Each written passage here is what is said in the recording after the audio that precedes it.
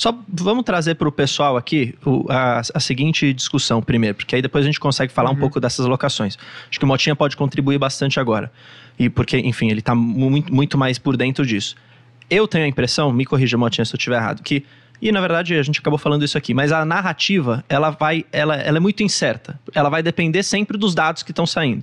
Então, a hora sai um dado pior, melhor, de acordo com a visão do mercado, a narrativa pode mudar completamente. Então, até alguns meses atrás, aí, sei lá, umas semanas atrás, tinha um pouco numa narrativa de que, olha, a gente pode começar a ver agora um corte de juros, hora do varejo, hora das empresas de tecnologia de novo. Isso mudou, especialmente depois ali, eu acho, na minha visão, um pouco do Fed, e depois começou a vir esses dados mais fortes da economia americana, especialmente esses de emprego que a gente viu ontem. Inclusive, pessoal, a gente está gravando esse podcast aqui na quarta, ele está passando na quinta, então a gente não está ao vivo. Se você tiver alguma dúvida, coloque nos comentários depois que virar vídeo.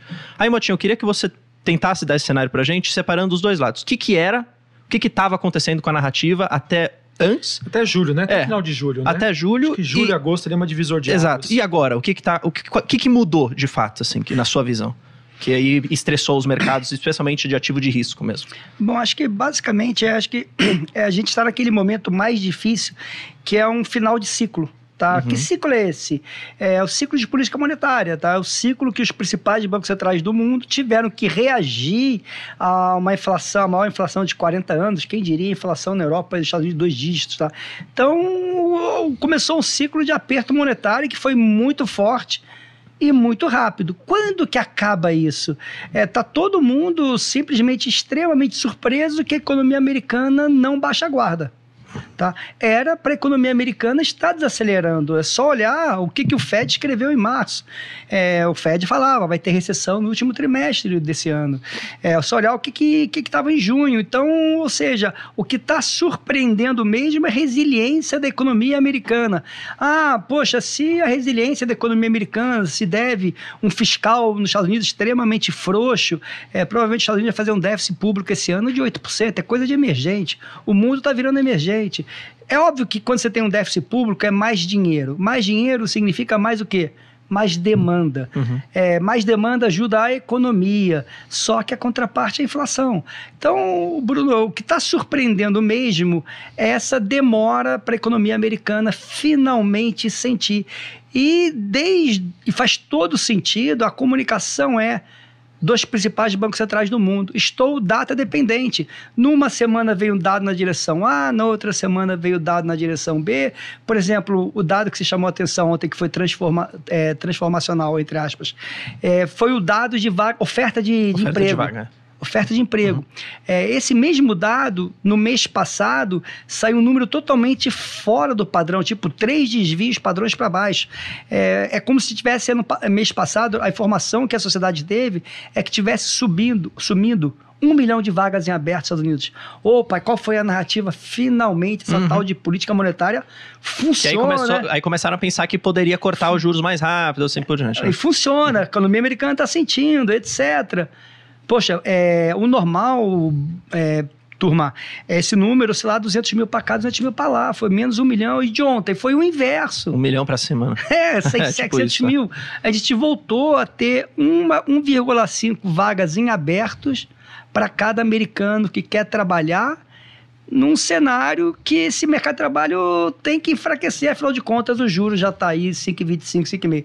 Então é isso, Bruno, são narrativas, data dependente, e acho que a principal razão é que a gente está no final do ciclo. Só que quando que esse ciclo acaba? Tipo, o Banco Central Europeu falou que parou em 4. Banco Central da Inglaterra falou que parou também. O Banco Central do Canadá tomou muito risco lá na virada de 22, falou que ia parar a 4. Subiu até 5, falou que ia parar em 5, vai ter que subir, teoricamente pode subir de novo. Então é muito mapear, data dependente, só que realmente esse ano de 2023, para mim, eu tenho cabelo branco, eu já vivi muita coisa, mas poucas vezes na minha vida eu vivi tanta mudança de cenário, assim. Cenário, narrativa, pouso suave, sem pouso, hard lane, recessão. E é um mês pro outro, né? É uma questão assim, curtíssimo prazo. Curtíssimo prazo. Quinzena, muda. Semanas. Por exemplo, hoje, né? Saiu o ADP, que é o CAGED americano. É esperado criação de 150 mil vagas, veio 89. Aí, como o mercado está totalmente sem parâmetro, o mercado já deu uma boa melhorada, mas daqui a pouquinho, a gente está gravando 10 e pouco da manhã, vai ter o ISM de serviços dos Estados Unidos, que é parte fundamental, 70% do PIB americano é serviços. É o que mais emprega. E o problema está no crescimento e no mercado de trabalho. Então, esse ISM, imagina se esse ISM vem rasgando, bombando. Vai jogar ruim. O ADP fora. Exato. Mas acho que a principal mensagem, já estou falando demais, o que está acontecendo hoje é um completo perda de preço, ou seja, o mundo está sendo, vários investidores muito grandes estão sendo obrigados a estopar suas posições. Por causa de risco. E isso gera um movimento que as pessoas não fazem mais conta.